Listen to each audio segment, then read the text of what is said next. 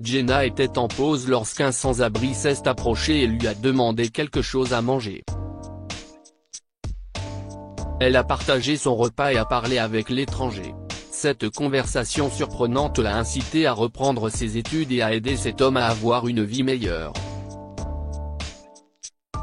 Et elle a fini par travailler pour lui après avoir obtenu son diplôme. Tu peux aller prendre ta pause déjeuner maintenant, Jenna, dit son patron. Jenna soupire et se rend dans la salle des employés. Elle a pris son déjeuner, un paquet de cigarettes, et est sortie par la porte de derrière. Si est-il là que tous les cuisiniers du restaurant prenaient leur pause cigarette. Aujourd'hui, elle avait envie de manger à l'extérieur et de se relaxer après un travail effréné. La plupart des gens pensent qu'être serveuse est facile, mais ça peut être l'enfer. Certains clients étaient incroyablement grossiers et donnaient de maigres pourboires. Heureusement, cela n'arrivait pas tout le temps. Beaucoup de clients étaient polis et la traitaient avec respect. Mais la journée n'avait pas été géniale. Si est pourquoi elle avait vraiment eu besoin de se reposer. Être serveuse n'était pas le rêve de Jenna. Elle a travaillé dur pour entrer à l'université Carnegie Mellon de Pittsburgh, en Pennsylvanie. Malheureusement, l'économie était difficile, alors elle a dû reporter un semestre pour travailler et économiser de l'argent. Elle ne voulait pas crouler sous les prêts étudiants après son diplôme, mais elle n'avait peut-être pas le choix.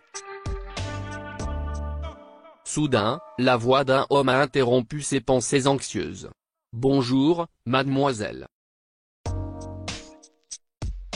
Auriez-vous, par hasard, un autre sandwich en réserve ?» demande l'inconnu. Jenna a levé les yeux, et c'était un homme plus âgé avec une longue barbe et vêtu en lambeaux qu'elle a vu. Heureusement, il avait une bonne veste sur les épaules, car il faisait froid à Pittsburgh à cette époque de l'année. Jenna baisse les yeux sur son sandwich, pince les lèvres et donne le tout à l'homme. Elle n'a pas encore pris une seule bouchée, mais cet homme a bien plus besoin de nourriture qu'elle. Elle était une étudiante universitaire serveuse fauchée, mais il y avait de fortes chances que cet homme n'ait pas mangé depuis longtemps. « Merci beaucoup, mademoiselle », dit l'homme. Il s'est assis et a commencé à lui poser des questions sur sa vie. Jenna a deviné qu'il devait se sentir seul, car les gens ignorent généralement les sans-abri. Elle lui a donc raconté qu'elle était étudiante en biologie à l'université Carnegie Mellon, et les yeux de l'homme se sont mis à briller. « J'étais professeur de biologie là-bas il y a des années. J'enseignais la biochimie », a révélé l'homme tout en mâchant. « Waouh. Vraiment ? Quel est votre nom, monsieur ? » demande-t-elle en allumant une cigarette et en prenant une bouffée. « Mon nom est Morgan Porter. Je m'appelle Jenna. Si est un plaisir de vous rencontrer. Je ne suis qu'un deuxième année, et je ne me souviens pas que quelqu'un ait mentionné votre nom. Je suis désolé, dit Jenna en s'excusant. Morgan a fini son sandwich et l'a remercié une nouvelle fois pour sa gentillesse. Mais avant de partir, il lui a demandé quelque chose d'important. « Pourquoi êtes-vous serveuse au lieu d'étudier ? J'ai besoin d'argent et je n'ai presque pas de temps pour les cours. J'ai reporté ce semestre pour économiser, » a répondu Jenna en regardant le sol avec honte. Vous savez, il n'y a jamais assez d'argent. Si vous voulez vraiment être biologiste, vous devrez travailler comme une folle. Mais il existe de nombreuses options pour suivre vos cours. Vous pourriez prendre des cours le matin, ou même la moitié de la charge semestrielle et obtenir votre diplôme dans quelques années, a conseillé Morgan. Vous pouvez le faire. Je sais. Si est juste que si est tellement écrasant, aussi, a répondu Jenna. Au fait, pourquoi n'êtes-vous plus professeur? Si est une longue histoire. Mais disons que vous ne devriez pas prendre une bouteille de rhum lorsque votre femme vous trompe et vous quitte pour votre meilleur ami, a déclaré Morgan, en fronçant les sourcils et en plaçant ses mains dans sa poche. Oh, waouh. Je suis désolé, monsieur. Beaucoup de gens ont essayé de m'aider. Même la faculté a essayé de garder mon travail, mais je me détruisais moi-même et personne ne pouvait rien y faire. Lorsque j'ai touché le fond, j'ai découvert qu'il était beaucoup plus difficile de s'en sortir, a terminé Morgan en hochant tristement la tête. Il retira une main de sa poche et fit un signe d'adieu à Jenna. Jenna continue de fixer la silhouette de l'homme qui disparaît jusqu'à ce qu'elle remarque l'heure et retourne à l'intérieur. Mais lorsqu'elle est rentrée chez elle tard ce soir-là, elle a repensé à ce qu'il lui avait dit et ne voulait pas devenir une vieille femme amère toujours serveuse des années plus tard. Il était temps de se remettre sur les rails, même si c'était difficile. Elle a demandé un prêt, qui lui a été accordé. Elle a pu réduire ses heures de travail pour s'adapter à ses horaires de cours. Environ 2 semaines après leur première rencontre, Morgan est revenue et l'a vue manger. Elle lui avait préparé un autre sandwich, au cas où. Ils mangent ensemble et Jenna est impatiente de lui parler de son emploi du temps et du prêt qu'elle a obtenu.